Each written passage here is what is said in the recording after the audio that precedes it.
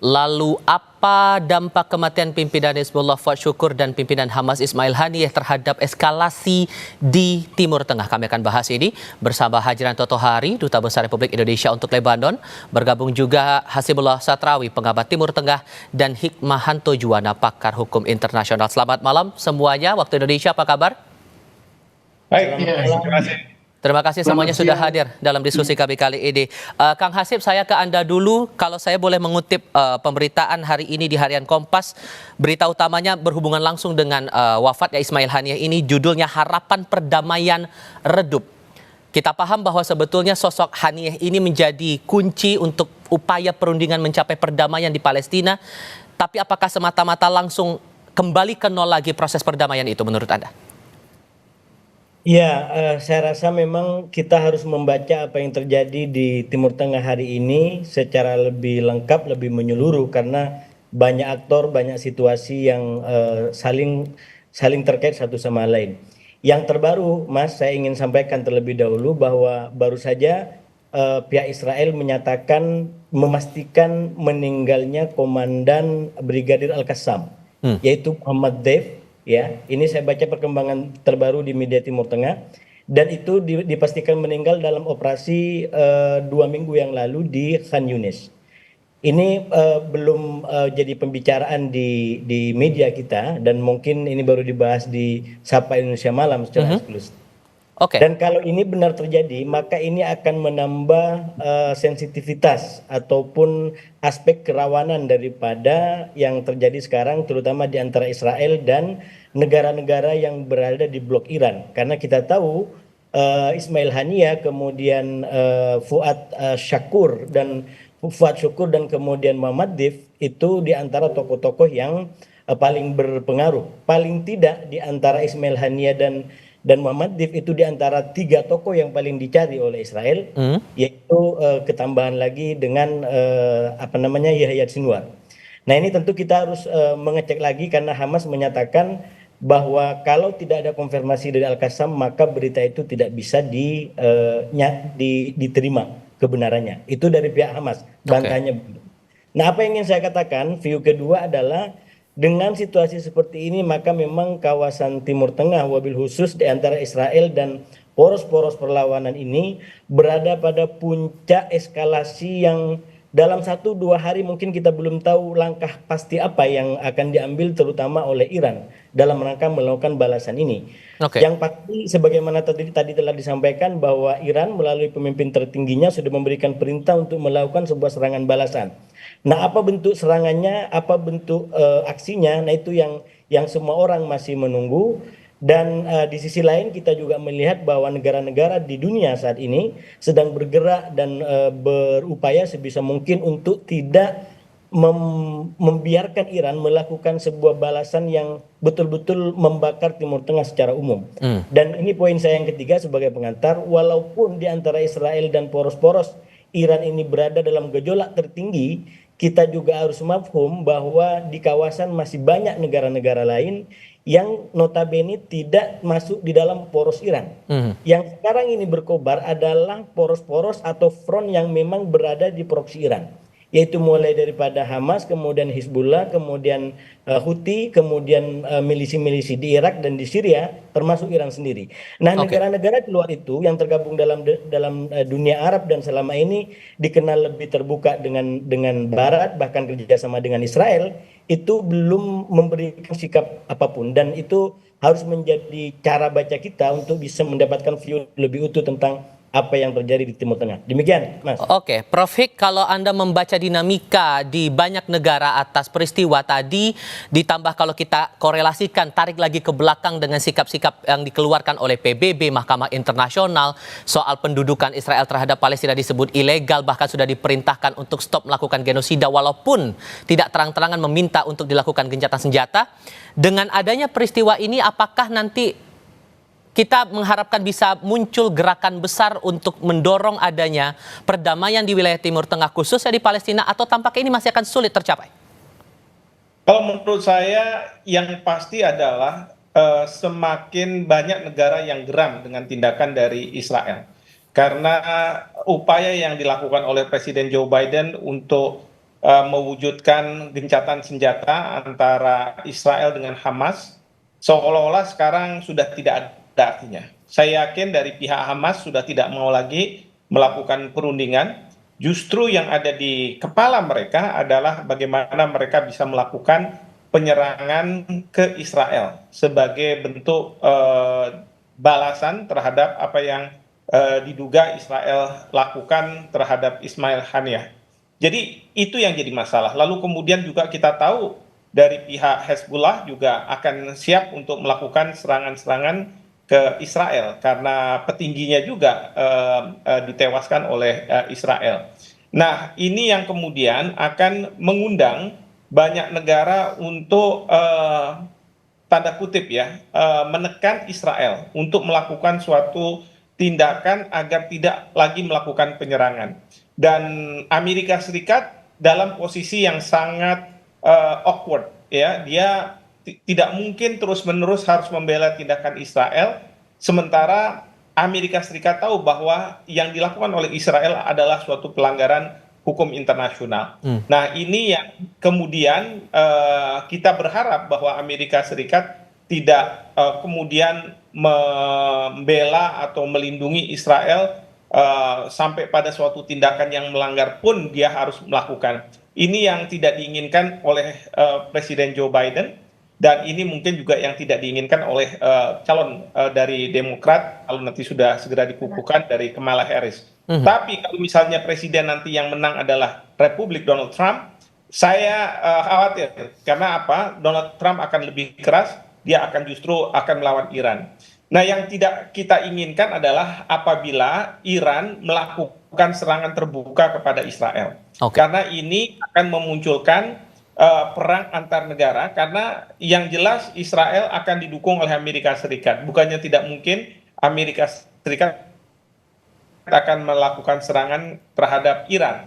Nah, kalau ini terjadi, Turki sudah mengatakan bahwa Presiden Erdogan, tapi ini di lingkungan partainya, bahwa Turki akan siap melakukan invasi ke Israel. Nah, ini artinya apa? Mungkin juga Turki akan masuk di dalam peperangan ini. Belum lagi Rusia juga sudah menyampaikan secara keras dan tegas Presiden Putin bahwa meskipun beliau mengatakan bahwa negara-negara harus menahan diri, tapi kalau misalnya ada serangan, itu katanya beliau juga siap untuk melakukan serangan dengan senjata nuklirnya. Nah, ini yang kita khawatirkan, perang dunia ketiga bisa pecah kalau misalnya tidak hati-hati. Kalau tidak ada langkah lebih lanjut atas hal ini, itu tentu akan berbahaya. Saya coba ke Pak Dubes kalau gitu. Pak Dubes, setelah dikeluarkan surat imbauan atau pemberitahuan kepada warga negara kita yang ada di Lebanon, update-nya bagaimana Pak sejauh ini? Berapa banyak warga negara kita di sana dan berapa banyak juga yang sudah diproses untuk pengurusan untuk keluar dari Lebanon sejauh ini?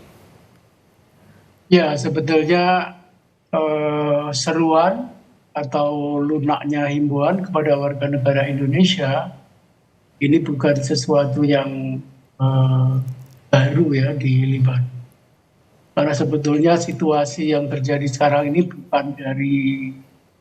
bukan dari situasi normal ke abnormal atau situasi dingin ke panas. Tapi kalau di Libanon itu situasi panas ke lebih panas lagi, kira-kira seperti itu. Karena kita ketahui bahwa sejak tahun 2006 di Libanon ini ditugaskan oleh PBB melalui UNIFIL itu 10.500 tentara pemelihara perdamaian. Itu sejak tahun 2006.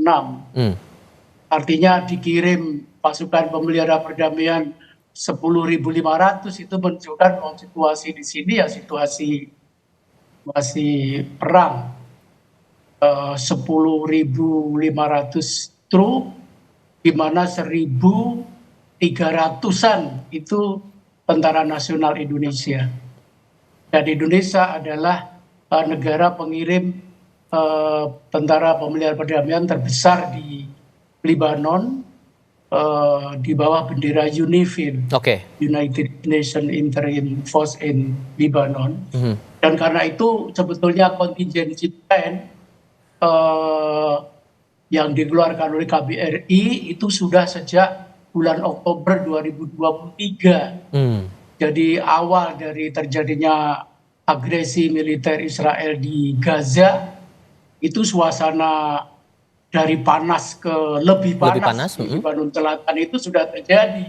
Dan karena itu kita sudah mengeluarkan, menetapkan contingency plan yang sudah mengatur, bahkan di wilayah Lebanon Selatan itu kita menetapkan status siaga 1.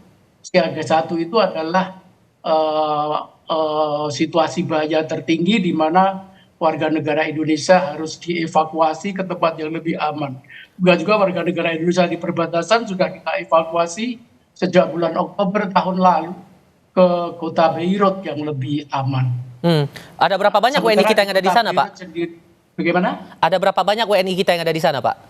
Warga negara kita sekitar 1.450, tetapi seperti saya sampaikan tadi 1.300-an adalah Tentara Nasional Indonesia, termasuk di dalamnya Angkatan Laut yang tergabung dalam Maritime Task Force dengan kapal perang KRI Diponegoro dengan 120 tentara kita yang tergabung dalam UNIFIL. Jadi sebetulnya tidak begitu banyak, dan pada hari kemarin kita mengeluarkan seruan kepada warga negara Indonesia untuk dapat melakukan evakuasi secara mandiri, dan kita sekarang sedang mempersiapkan jika keadaan menjadi semakin lebih buruk lagi, apalagi untuk pertama kalinya Israel itu melakukan serangan ke kota Beirut dengan target pimpinan Hizbullah. Memang beberapa waktu yang lalu Israel menyerang jauh dari perbatasan ke kota Beirut, tetapi targetnya adalah wakil komandan pasukan Hamas. Artinya Hamas itu non Libanon gitu kan, yang sedang berkunjung ke Libanon Selatan. Tapi kali ini adalah memang orang Libanon, Fuad Shukr itu, dan itu hanya berjarak sekitar 3 km dari KBRI. Sejauh ini dan untuk aktivitas warga terutama penerbangan masih dikatakan normal, sehingga upaya untuk mengeluarkan warga negara kita dari Lebanon itu masih dibilang lancar, Pak? Masih normal, masih lancar, hanya ada beberapa perubahan di 1-2 maskapai, tetapi secara umum masih normal, karena seperti diketahui bahwa bagi masyarakat Libanon apa yang terjadi sekarang ini seakan-akan sesuatu yang tidak terlalu istimewa gitu ya, sesuatu yang rutin, yang sangat mengalami kepanikan dan situasi yang mencekam begitu adalah bagi warga asing yang tinggal di Libanon. Seperti kegiatan-kegiatan sehari-hari, bahkan 2 malam yang lalu resepsi diplomatik dalam rangka National Day Maroko itu berjalan dengan baik. Artinya seperti biasa, konser-konser seni di Libanon ini seperti diketahui bulan Juli, Agustus, September itu adalah bulan-bulan konser musik yang outdoor dan menghadirkan belasan bahkan bisa puluhan ribu massa, dan itu biasa-biasa saja bagi masyarakat di Libanon. Pak Dubes tahan dulu di situ. Saya ke Kang Hasib lagi kalau begitu. Kang Hasib, dengan dinamika yang muncul sekarang seperti ini, kita masih mengharapkan jalan tengah yang seperti apa ya, terutama untuk negara-negara Timur Tengah lainnya begitu? Iya, sebenarnya memang sekarang ini masih dalam perkembangan terus-menerus, dan memang kita harus mengikuti perkembangan demi perkembangan. Termasuk yang sebenarnya sedang ditunggu ini adalah sikap resmi dari Hizbullah. Dia akan menggunakan balasan atau sikap seperti apa. Karena kalau kita baca secara cermat, sebenarnya ada kayak semacam permainan yang berubah atau yang bergantian di antara serangan ke Libanon dengan serangan ke Iran. Dalam konteks serangan ke Libanon, kita tahu bahwa secara hukum itu Hizbullah tidak mengakui bahwa dia yang menyerang dataran tinggi Golan. Karena itu ketika Israel melakukan serangan balik kepada Hizbullah dengan menewaskan komandan kedua di Hizbullah, itu dianggap sebagai serangan melanggar hukum. Karena tidak ada insiden, tidak diakui oleh Hizbullah bahwa Hizbullah yang melakukan serangan itu. Nah, situasi terbaliknya hari ini dilakukan oleh Israel dalam konteks meninggalnya atau terbunuhnya Ismail Haniyah. Walaupun nalar umum, nalar publik mengatakan yang melakukan adalah Israel, tapi secara jujur, secara resmi, Israel tidak mengakui sekaligus tidak menolak tuduhan-tuduhan itu. Artinya apa? Secara hukum nanti mungkin Prof. Hik bisa lebih elaboratif soal itu. Secara hukum kalau nanti Iran melakukan sebuah serangan balasan, itu akan kurang lebih sama sebagaimana Hizbullah menganggap Israel melakukan pelanggaran kedaulatannya karena melakukan serangan yang tidak bisa dianggap sebagai balasan, karena Hizbullah tidak mengakui dia terlibat di dalam penyerangan terhadap dataran tinggi Golan. Nah,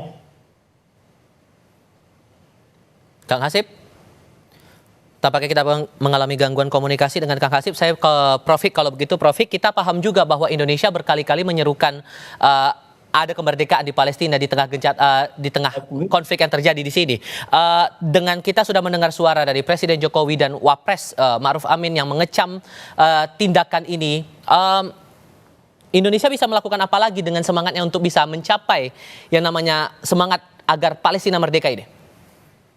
Ya, yang pasti adalah sangat menarik ketika Pak Prabowo berkunjung ke Turki dan kemudian ke Rusia ya. Karena memang kunjungan ini untuk mempererat hubungan kedua negara pasca nantinya Pak Prabowo menjadi presiden. Jadi ini persiapan ke arah sana. Tetapi bukannya tidak mungkin dalam pembicaraan yang khusus Pak Prabowo berbicara terkait isu-isu, kalau dengan Rusia mungkin berkaitan dengan Ukraina, tapi juga masalah yang terjadi di Gaza. Demikian juga dengan Erdogan, saya duga bahwa ada pembahasan mengenai apa yang terjadi di Gaza, Palestina. Nah, inilah yang mudah-mudahan bisa nanti dimunculkan sebagai upaya bagi Indonesia untuk bisa berperan dalam permasalahan yang dihadapi oleh dunia.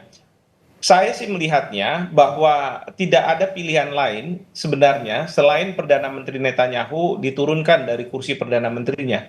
Karena apa? Ini merupakan perang sebenarnya Netanyahu terhadap berbagai pihak yang menurut Netanyahu bertanggung jawab terhadap serangan tanggal 7 Oktober. Nah, permasalahannya adalah bagi Netanyahu tidak akan selesai perang ini kalau semua unsur Hamas di Gaza itu dihilangkan. Karena apa? Termasuk anak-anak juga. Karena anak-anak ini suatu hari nanti mereka menjadi dewasa dan justru bisa lebih militan untuk melakukan serangan ke Israel. Nah, ini yang kemudian oleh masyarakat internasional dianggap sebagai suatu tindakan genosida. Karena apa? Juga menghilangkan anak-anak, bahkan perempuan. Dugaan saya ya supaya para perempuan tidak melahirkan anak-anak Palestina yang kemudian akan punya potensi untuk menyerang Israel. Baik.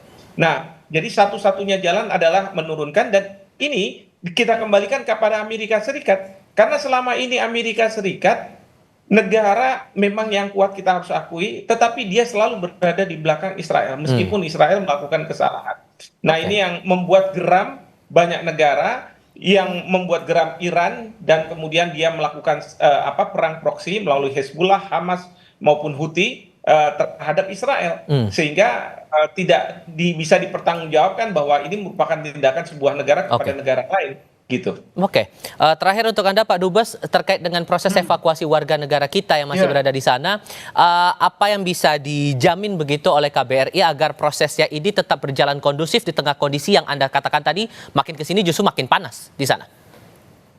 Ya, tentu saja kita hari ini sebetulnya sudah kemarin ya kami sudah menyampaikan usulan untuk dan sekaligus pertimbangan-pertimbangan kepada Kementerian Luar Negeri untuk menetapkan Beirut dalam status siaga 1. Artinya dengan siaga 1 maka kebijakan dilakukan evakuasi itu dijalankan. Dan saya hari ini juga mendengar sudah diambil langkah-langkah persiapan untuk kemungkinan mengirimkan pesawat terbang dari Indonesia untuk dapat mengangkut warga negara ini. Oke. Tapi tentu saja kita masih menunggu perkembangan di Beirut. Oleh karena kita tahu kalau ukurannya itu di perbatasan, sebetulnya apa yang terjadi di perbatasan Lebanon Selatan dengan Israel itu sudah terjadi perang ya antara Hizbullah dengan Israel sejak tahun yang lalu, sejak Oktober. Dan perlu dicatat bahwa korban di pihak Hizbullah di Lebanon Selatan itu hampir 500. Pada hari ini saya menghitung sudah mencapai 497 korban jiwa. Dan belum tingkat kerusakan infrastruktur. Sementara Israel sekitar belasan tentara mereka juga tewas dan 111.000 pengungsi Israel dari wilayah selatan dari perbatasan di Israel Utara itu yang meninggalkan kota mereka di perbatasan untuk menjadi pengungsi. Yang kemarin pidato Netanyahu di Kongres dia sampaikan 80.000 dari berbagai kantor berita di sini itu angkanya mencapai 111.000.